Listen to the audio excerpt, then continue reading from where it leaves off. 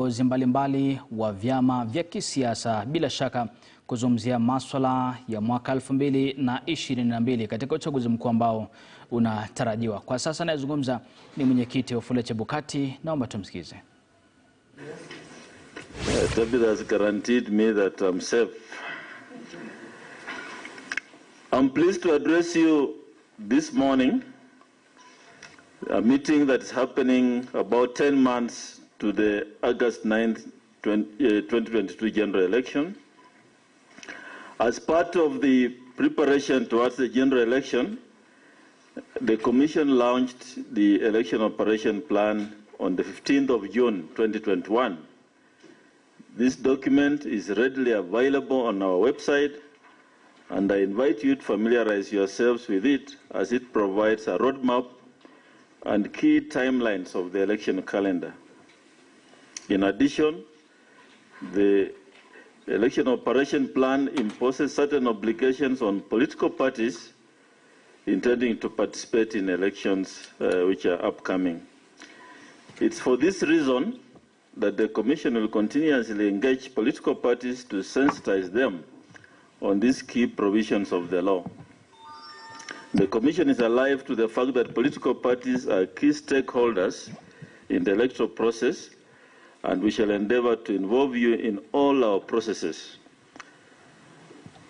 Let me take this opportunity to address some of the issues affecting the political parties and coming up in the upcoming general elections.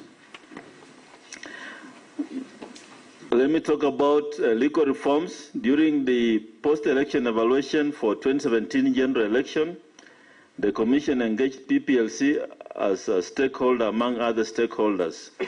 For those of you who are there, you remember we met in one of the hotels in Nairobi, Pan-Africa Hotel.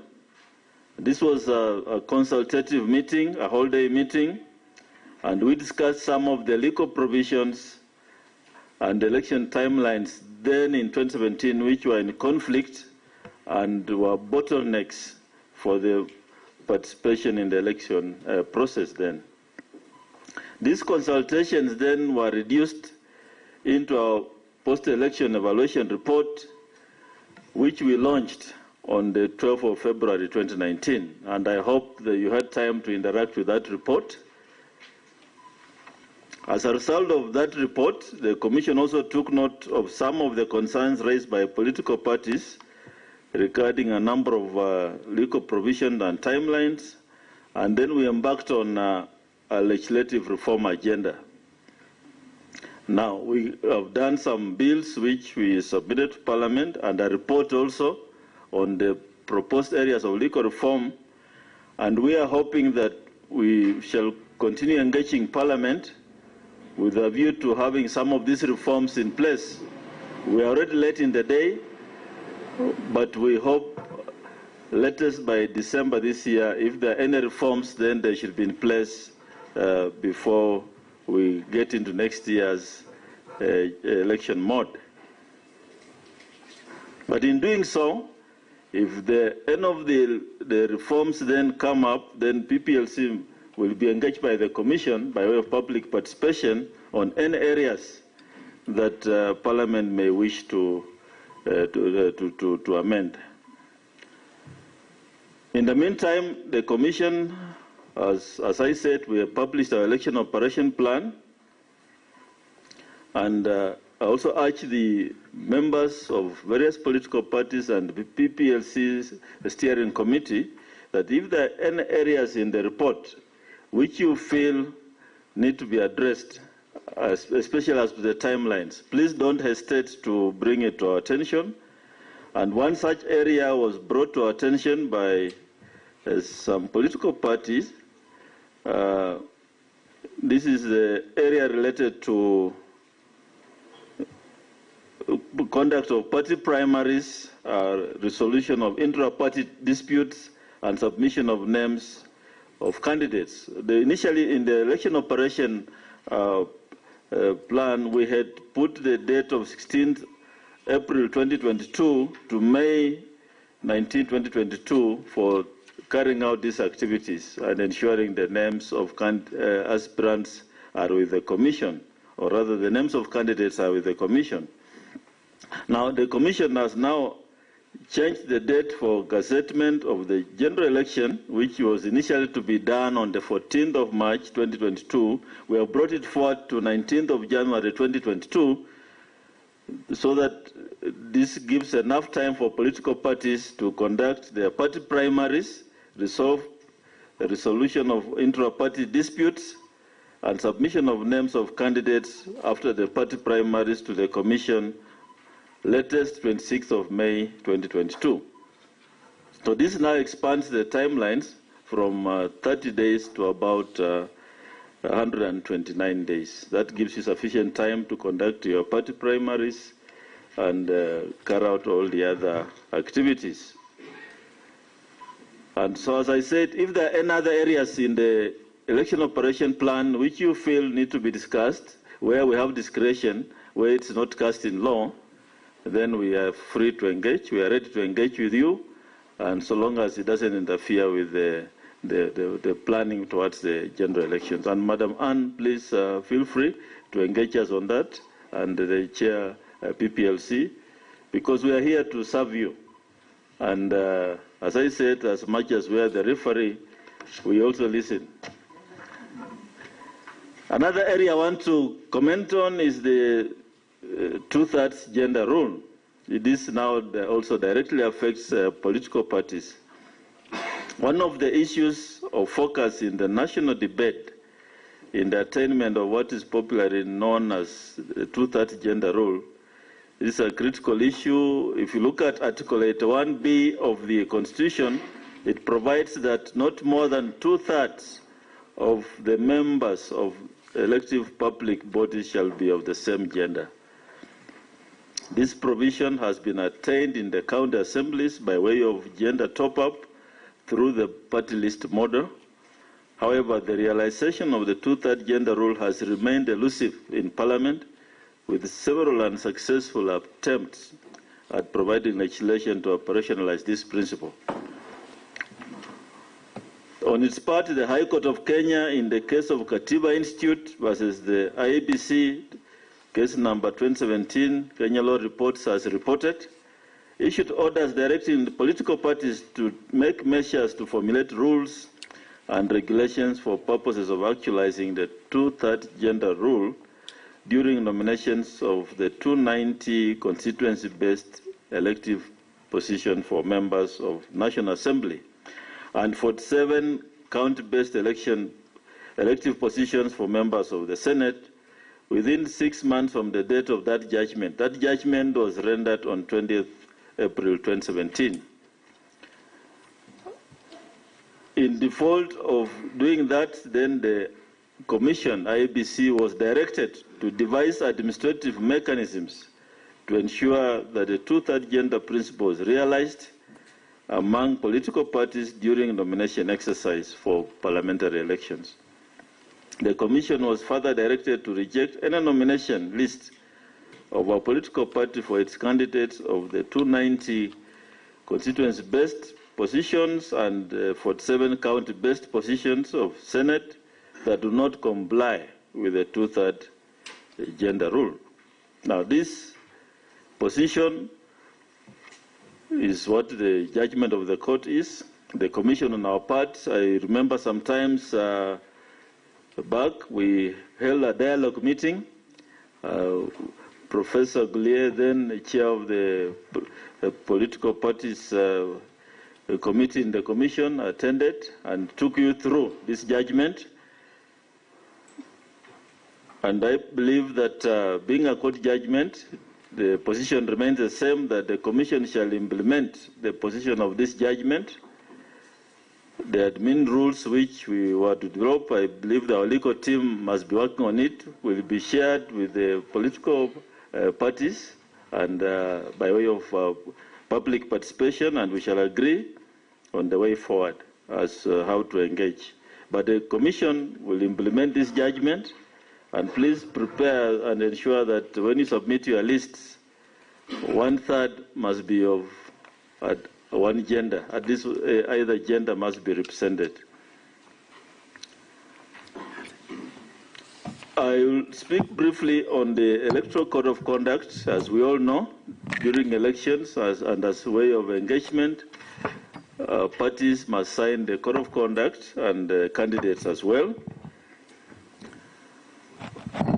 We have had several by-elections, 42 by-elections since 2017, and we have 3 more coming up.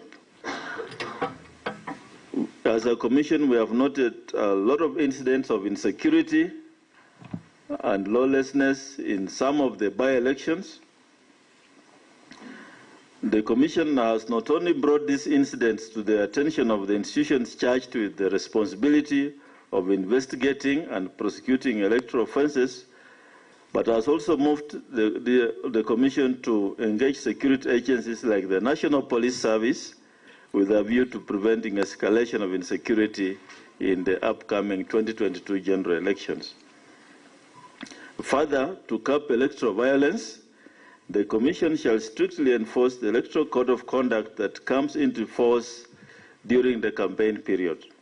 The Code empowers the Commission's Code of Conduct Enforcement Committee to penalize candidates and political parties that perpetrate electoral malpractice during the campaign period. Such activities like violence, intimidation, discrimination, and destruction of campaign materials of opponents, these are issues that we must discourage, and they are all covered in the Code of Conduct. We need a fair playing field for all of us, for all the players. If the field is level, even the referee has no problem running around the field. So let's make it fair for all of us so that it's a fair game. In 2017, the aggrieved parties filed 71 complaints, out of which 31 were prosecuted and the accused persons found culpable. The Commission disqualified 2 candidates from contesting after they failed to comply with the orders which were issued by the Code of Conduct Committee. 14 were not found culpable, and the 14 cases were not found culpable and were dismissed. And there were 14 were dismissed for want of prosecution and non-attendance, and 3 were withdrawn by the complainants, and 4 of the candidates who were fined went to the High Court for judicial review, and those cases are still in the High Court up to now. I hope they'll be concluded before the next general elections. The disputes emanated from breach of Code of Conduct touching on violence during campaigns, plagiarism, and or use of symbols of other candidates, independent candidates using political party symbols or pictures, destruction or defacing of campaign materials, among other breaches. We urge political parties to impress upon their members to strictly observe the Code of Conduct. I want to say 2 more things. One other thing is the resignation by public officers in terms of the upcoming general elections. Section 43(3) of the Elections Act provides that a public officer who intends to contest an election under this act shall resign from the public office at least 6 months before the date of the general election. It's very clear in the law. I know this has been an issue of debate, but for general information, the Commission would like to remind all public parties, all political parties, of the decision of the Court of Appeal, a case at Nyeri, civil application number 62 of 2017, that's the county government of Embu, and another versus Eric Cheriot and 15 others, where the court stayed the judgment from the employment of the Labor Relations Court delivered at Kericho. That judgment has been cited as giving an open check for the public state officers and public servants But the law as it is now is that those who wish to contest in the upcoming general elections and are state officers or public servants must resign 6 months to the general election. That date is the 9th of February 2022. That is the position of the law. So just a reminder. And lastly, I would like to say a few things about the upcoming activity of voter registration, which we are here for. The Commission is mandated to carry out continuous voter registration of citizens as voters and regular revision of the voters' roll. In this regard, the Commission launched the continuous voter registration at an event held in Makueni County on the 1st of October 2018. And voter registration has been ongoing in the constituency offices, the 290 constituency offices, but due to limited funding that the Commission has been subjected to. However, now with the budgetary allocation we got this financial year, the Commission then is set to commence enhanced continuous voter registration from the 4th of October, that's Monday next week, to the 2nd of November this year, in all the 1,450 county assembly wards countrywide. This exercise is targeting to enroll 6 million new voters, and details of this exercise will be given by the team, IEBC team, in the course of these deliberations. Mine is to invite political parties to collaborate with the Commission during this enhanced continuous voter registration exercise through mobilization of Kenyans to register as voters at the grassroots